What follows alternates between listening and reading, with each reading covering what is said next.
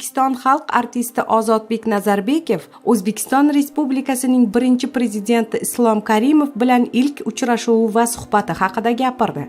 Ozodbek Nazarbekov: bundan 10 yil muqaddam birinchi prezidentimiz Islom Karimov qabuliga kirishga muyassar bo'ldim. Yuragimda qandaydir shirin hayajon hukmron edi.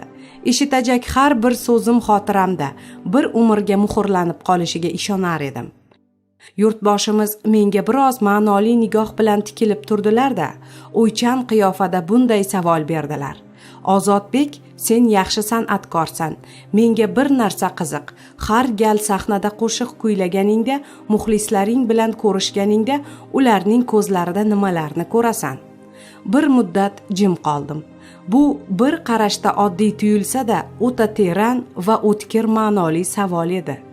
O'shanda savolga bir amallab javob bergan bo'lsam-da, bu haqda keyinchalik chuqurroq mushohada qildim.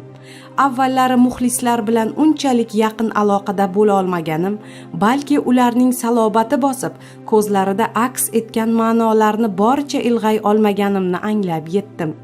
Savolga to'kis javob izlash asnosida muxlislar bilan yanada yaqinroq bo'lish, ularning chin sirdoshiga aylanishga urindim.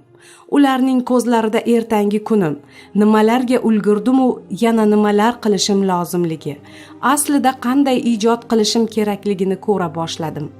Bu nigohlar meni birdaniga ulg'aytirib qo'ygandek, har mahal to'g'ri yo'lni ko'rsatuvchi shamchiroqlardek edi.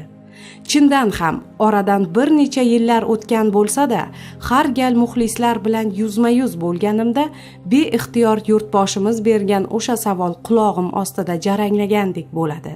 Muxlislar nigohi va o'sha savol menga tog'dek kuch bag'ishlab olg'a yurishga, ona vatanga butun vujudim bilan xizmat qilishga, yurtimiz madhini balandroq pardalarda, kattaroq sahnalarda butun dunyoga tarannum etishga undayveradi.